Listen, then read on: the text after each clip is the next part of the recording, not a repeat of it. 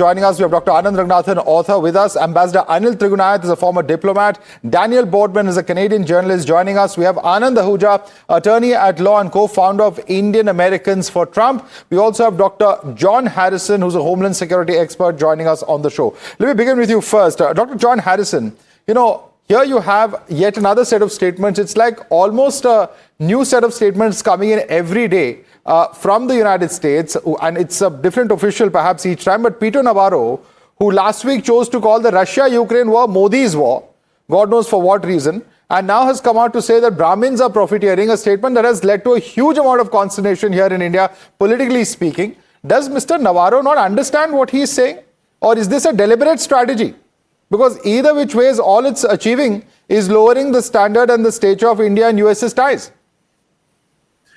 I think Navarro's statement reflects certainly some views, not only of the administration, but of many Americans, quite frankly, that there are countries, China and India amongst them, that seem to be benefiting from the war in Ukraine. Whether it is true or not, that is certainly a perception. And it's very difficult, I think, for many Americans to understand that particularly given India's long and very laudable tradition about trying to bring peace and trying to maintain a neutral position, it appears to many that India is benefiting from the war. Whether it is true or not, obviously, unfortunately, in many cases, perception in politics becomes reality.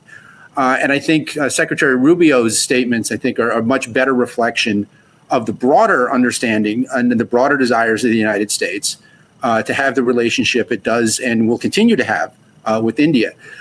The Trump administration is noted for speaking from the lip many times, and it's not always a benefit. But I think it does reflect quite accurately what not only many in the administration, but many in the country are thinking. And I'm not sure always that the message, whatever it happens to be, from countries that are appearing at least to benefit from the situation, and not really taking a position that from the United States perspective is much more of a reflection. Dr. Harrison, there's a problem with that line of argument. And I'm going to bring in my colleagues from India as well. But let me ask you this. The point over here is that what India is seeing this as a completely hypocritical statement. And you know why? Because EU buys far more oil from Russia, or at least gas from Russia. There is China that buys far more oil as well. And what about the United States? $2.5 billion worth of uranium, plutonium and other material that the United States imports from Russia. But yes, India is the one that has to pay the tariffs. Why? Isn't this pure hypocrisy? Well, I mean, China is going to be tariffed as well, the administration has said, and I don't think there's any doubt that's going to happen. The U.S. has put an enormous amount of pressure on the Europeans to do things. So I'm not saying it's necessarily equal or consistent, but certainly at the moment, at least, India and China seem to be the two countries that are supporting, from the American perspective, supporting the war in Ukraine, and not in an effort to bring peace to it, but continuing to support the Russian invasion. And so I think that are you going to sanction administration Russia is reflecting that. They don't always do it diplomatically, but I think they are reflecting that position. But certainly, of course, a lot of questions about why US would want to do that with an otherwise friendly country. Dr. Ranganathan wants to respond to. Yes, Dr. Ranganathan. Yeah, good evening, Madhav, and good evening to my fellow panelists. With due respect to the erudite previous panelist, Dr. Harrison, I'm disappointed in what he said because he seems to be tiptoeing around the major issue, kind of, I don't know, circumspect, if not afraid, to tell his fellow Americans the truth. And now let me deal just with facts. Number one, as correctly, Madhav, you elucidated the rampant hypocrisy of the fact that EU is buying more Russian energy, more Russian oil. China is buying more Russian oil than India is. America is buying Russian oil through India, is buying rare earths and uranium and other metals. Putin has said officially, the fact has not been denied by America, that since Trump came, the US-Russia trade has increased by 20%. All that is not aiding the Ukraine-Russia war. Only India is by buying Russian oil. Look at the hypocrisy. So I would have expected the expert, security expert, to explain to his fellow Americans, if they are ignorant, to remove their ignorance on this aspect.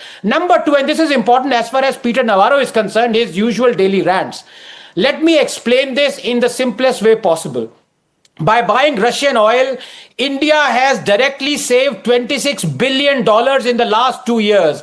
That has kept our runaway inflation in check by as much as 1.47% cumulatively. All that money has gone into the kitty that has helped build toilets, given health insurance, given tap water connections, not to elites, but to ordinary Indians. Secondly, as far as quote-unquote Brahmins profiteering, let me remind them that Reliance Industries, Jamnagar refinery that refines Russian crude, has been taxed to the windfall order of 25,000 crores. That's more than $3 billion by the Indian government.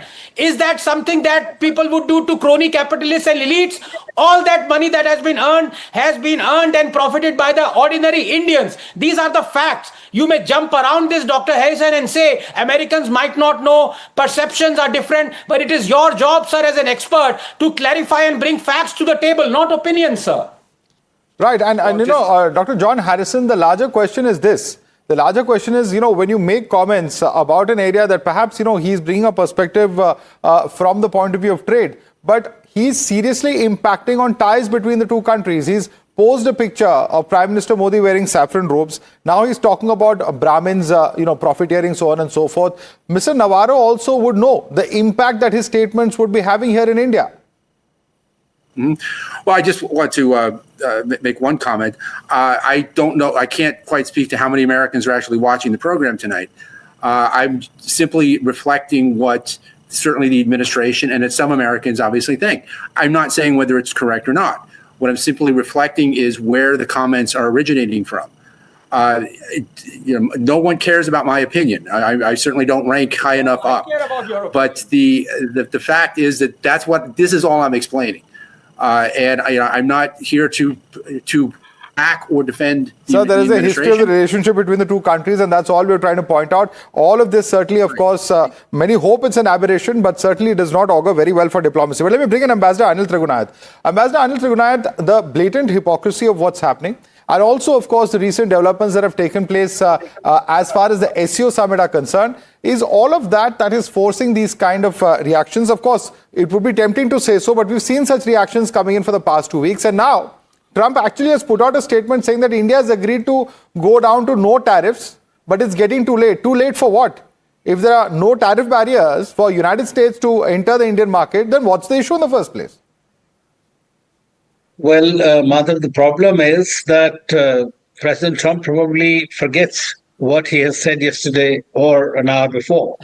And unfortunately, he is also being supported in this venture by his ill-informed and somewhat ignorant colleagues. And that's why we are at this position. Frankly, I mean, all the accusations that they have leveled against India are totally unjustified, irrational, and have no bearing. And my friend Ranganathan has just mentioned with the facts.